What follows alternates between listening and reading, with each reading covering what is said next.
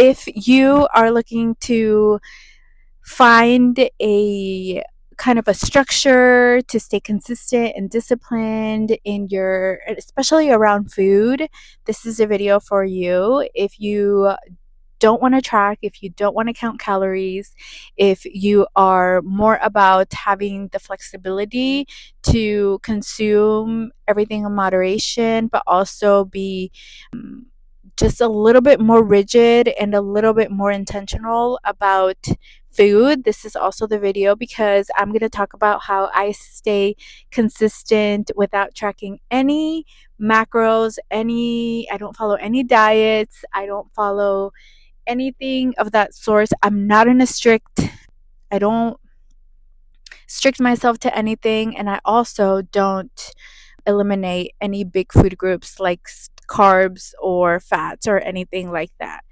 And so I hope some of these tips will be able to help you kind of give you ideas on how you can structure your own system for success. So let's go ahead and get started with the first one being you need to audit your life, whether that be thinking through some of your situations, some of your events, some of your, I guess, just ensuring that you know your habits and what tends to drive those bad habits out, especially with food. So, for instance, going to the movies, or you know that when you, during the week, you go to your office and there's like donuts, like how are you going to tackle that?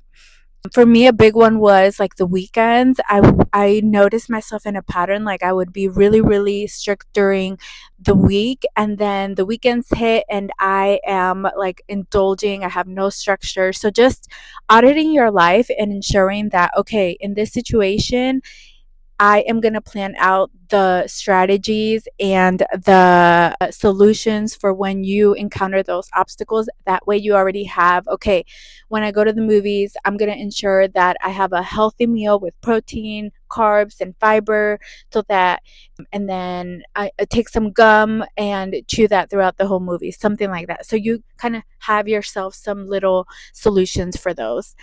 The second thing that I do to stay consistent and to have a good structure is to come up with some rules for myself. So I like to think of intermittent fasting. I do intermittent fasting. I don't do intermittent fasting to the T, but I do give myself some rules so that I can stop over consuming, or when I think I overconsume, which is mostly at night. So I'll say to myself, okay, at 7 p.m. or 8 p.m., I'm going to stop eating. So I'm going to have my last meal there.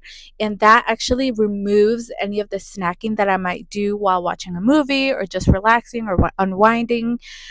That's one of the things that I do as a rule. Another rule is that I have is if and then. So if I have, I don't know, some chips or something, then I'll ensure to like chug a glass of water beforehand. So having some sort of flexibility, well, if I'm going to do this thing, then I might as well contribute it to something healthy-ish, if that makes sense.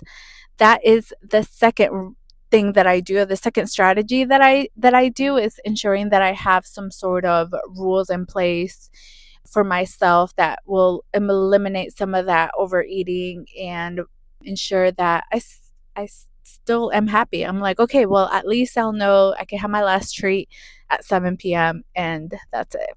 The third thing that I do, a system that I do, or try to do at least, is to ensure that I have set my environment correctly. And you could do this with food, you could do this with workout clothes, and with just like getting more activity in. But specifically for this, I'm going to talk about food and how I've structured kind of my fridge in a way where I ensure that I have some veggies pre-cut, cleaned, ready to go, and I have some snacks that are healthier than the bag of chips, and I make sure that those stay out of sight, out of mind for the most part. I'm not always good at this, but I be trying.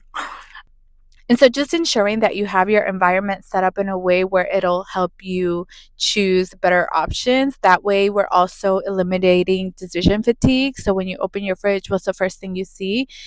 Is what is going to be more impactful than and more intentional, I guess, if that makes sense. So that's the third thing that I do to ensure that I stay consistent. The fourth thing that I do to stay consistent is create new habits, create new just this one is all about just keeping yourself engaged throughout the day. The more that you have structure your day to be busy, and also with number one is like planning for certain things to ensure that you are, while you're staying busy, you're also have already backup plans, is going to ensure that ensure that you're keeping your mind off of food, because often when we are bored, we just go straight for food. So ensuring that you have something, either discover a new habit, discover a new skill, pick up a new video game or a cozy game, like something to keep your mind engaged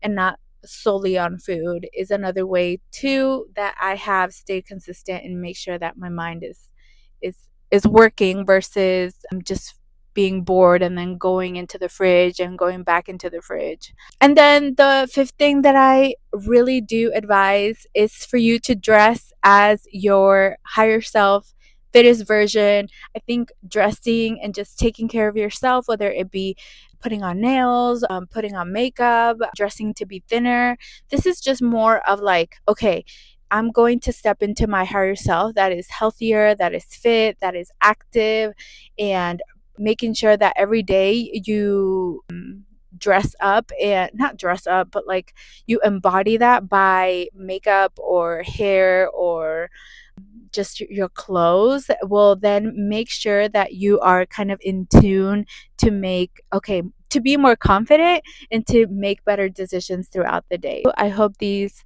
steps were helpful, and I'll catch you in the next one. Bye.